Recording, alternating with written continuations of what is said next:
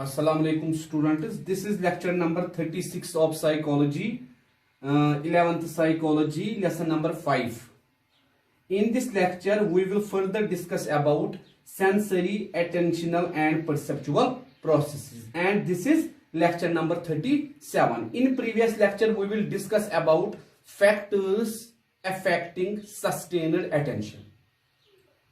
तो बेटा ये हमारा लेक्चर नंबर 37 है 11th साइकोलॉजी में। लेसन नंबर 5 हम डिस्कस कर रहे हैं sensory, attentional and perceptual processes. आज के लेक्चर में हम डिस्कस करेंगे फैक्टर्स अफेक्टिंग सस्टेन्ड अटेंशन। पिछले लेक्चर में हमने थोड़ा सा इंट्रोडक्शन दिया था। तो पहला फैक्टर है बेटा सेंस मोडलिटीज।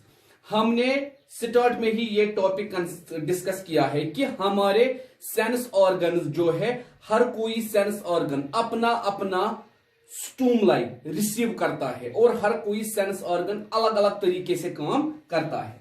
तो हम कहते हैं performance is found to be superior when the stimuli called signal और auditory then they are visual. Sense modality कैसे इफेक्ट करती है? हमने कहा बेटा वो स्टूमलाई जो हम सुनते हैं वो ज्यादा इफेक्टिव होता है उस स्टूमलाई से जो हमें विजुअलाइज करना पड़ता है। क्लियरिटी ऑफ स्टूमलाई दूसरा फैक्टर, जितना स्टूमलस क्लियर होगा उतना ज्यादा हम रेस्पॉन्ड करेंगे। It is another important factor intensive and long lasting stimuli facilitate sustained attention and results in better performance. ठीक है बेटा, जितना क्लियर स्टूमलाई आएगा, जितना इंटेंसिव स्टूमलाई आएगा, लॉन्ग लास्टिंग स्टूमलाई आएगा, उतना सस्टेन्ड अटेंशन ज्यादा होगा। उसके बाद है बेटा तीसरा temporal uncertainty. It is the third factor when stimuli appear at regular interval of time they are attended better than they appear at irregular interval. जब अप्रोप्रिएट टाइम पे अप्रोप्रिएट स्टूमलाई आएगा उसको हम इजीली आइडेंटिफाई करेंगे और उसको हम easily attend भी करेंगे। मगर जब स्टूमलाई इरेगुलर टाइम पे आएगा, ठीक है बेटा, तो उसको हम इजीली डिटेक्ट नहीं करेंगे, ना ही हम उस स्टूमलाई को अच्छी तरह से आइडेंटिफाई कर पाएंगे। That is the temporal uncertainty, मतलब जब अनसर्टन स्टूमलाई आएगा। स्पेशियल अनसर्टिनिटी चौथा फैक्टर। It is the fourth factor stimuli that appears at a fixed place. कोई ऐसा स्टूमलाई जो फिक्स्ड प्लेस पे होता है और रेडीली अटेंडेड, उसको हम इजीली आइडेंटिफाई करते हैं। Wire as those that appear at random location और डिफिकल्ट टू अटेंड। मिसाल के तौर पर स्मेल को हम डिटेक्ट करते हैं टंग से। ठीक है बेटा, मतलब ये क्या है बेटा, ये है एप्रोप्रिएट। ये क्या है बेटा, ये है फिक्स्ड प्लेस, एप्रोप्रिएट प्लेस। मगर हम टेस्ट को किससे बेटा, हम टेस्ट को और सेंस ऑर्गन से इजीली आइडेंटिफाई नहीं कर पाएंगे। ठीक है बेटा, तो ये था फैक्टर्स इफेक्टेड सस्टेन्ड अटेंशन। कल बेटा हम इसमें और डिस्कस करेंगे अगले टॉपिक के मुतालिक। थैंक यू बेटा। अस्सलाम वालेकुम students, this is lecture number 38 of psychology, 11th psychology, lesson number 5, sensory, attentional and perceptual processes. In this lecture we will discuss about the third part of our lesson, that is perceptual process. तो बेटा ये हमारा lecture number 38 है 11th psychology में। Lesson number 5 हम discuss कर रहे हैं sensory, attentional and perceptual processes. और बेटा आज हम डिस्कस करने वाले हैं इस लेसन की थर्ड प्रोसेस जिसको हम बोलते हैं परसेप्चुअल प्रोसेस। परसेप्चुअल प्रोसेस हम किसे कहते हैं?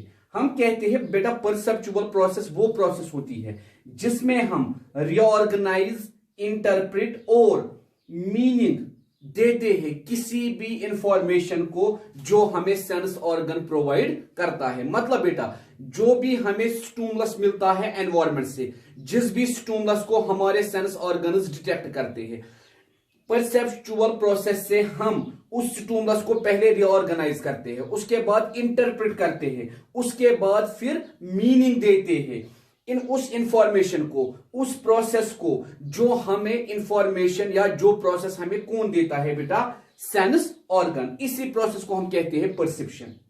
हम कहते हैं बेटा ये जो परसेप्शन है इसमें हम इंटरप्रेट करते हैं किसी भी स्टिमुलस को या इवेंट को या इंडिविजुअल को, या बेटा हम कहते हैं परसेप्चुअल प्रोसेस में हर कोई इंडिविजुअल अपने परसेप्शन के हिसाब से अपनी अपनी मीनिंग्स क्रिएट करता है अलग अलग चीजों के लिए। इसीलिए हम लिखते हैं इन इंटरप्रेटिंग स्टिमुलाई और event individuals often construct them in their own ways. हर कोई ये परसेप्शन अपने अपने तरीके से बनाता है। Thus, perception is not merely an interpretation of object or event of the external or internal world। इसीलिए हम कहते हैं बेटा परसेप्शन का मतलब इतना ही नहीं है कि किसी ऑब्जेक्ट को इंटरप्रेट करना या किसी इवेंट को इंटरप्रेट करना जो हम एक्सटर्नल या इंटरनल एनवायरनमेंट में देखते हैं as they exist. Instead, it is also a construction of those objects and events from one's point of view। बल्कि इसका मतलब है एक इंडिविजुअल के पॉइंट ऑफ व्यू से किसी चीज का क्या मतलब है, किसी चीज की क्या इंटरप्रिटेशन है। The process of meaning making involve certain सब प्रोसेसेस। परसेप्शन वो प्रोसेस है जिसको हम कहते हैं मीनिंग मेकिंग, जिससे हम मीनिंग बनाते हैं। हम कहते हैं इसमें बहुत सारी प्रोसेसेस आती है, सब प्रोसेसेस। इसीलिए बेटा हमने दूसरा टॉपिक लिखा है प्रोसेसिंग अप्रोच इन परसेप्शन। हम कहते हैं बेटा एक होता है पार्ट से किसी चीज को आइडेंटिफाई करना, दूसरा होता है पूरे होल से किसी चीज को आइडेंटिफाई करना। ठीक है बेटा, मिसाल के तौर पर हम कहते हैं बेटा हम किसी ऑब्जेक्ट को कैसे आइडेंटिफाई करेंगे। How can you identify the dog, या how can you differentiate between cat and dog. ठीक है बेटा, कैट में भी 4 लेग्स है, डॉग में भी 4 लेग्स है। ठीक है बेटा, कैट पे भी ऊपर फर कोट होता है, डॉग पे भी होता है।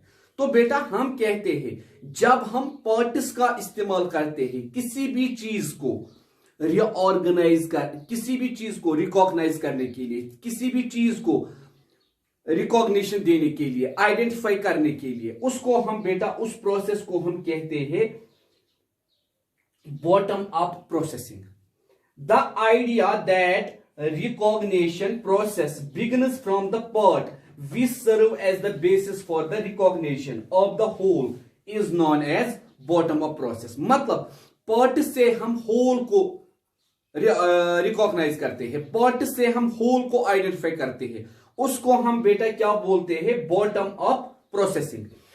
अब बेटा the notion that recognization process begins from the whole, मगर जब ये एरिया आया कि रिकॉग्नाइजेशन प्रोसेस स्टार्ट होती है किससे बेटा, identification of whole, recognition of whole. ठीक है बेटा, तो हम कहते हैं इस प्रोसेस को हम क्या कहते हैं बेटा, टॉप डाउन प्रोसेसिंग। ठीक है बेटा, मतलब पहला है बेटा bottom down, bottom up processing, जहां हम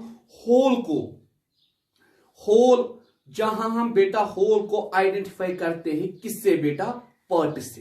पहले हम आइडेंटिफाई करते हैं पार्ट्स को, उसके बाद इन्हीं पार्ट से हम आइडेंटिफाई करते हैं होल को। दूसरा है बेटा टॉप डाउन प्रोसेसिंग, जहां हम बेटा पहले होल को आइडेंटिफाई करते हैं उसके बाद पार्ट्स को। ठीक है बेटा, the idea that recognization process begins from the parts which serves as the basis for the recognition of the whole is known as bottom up processing।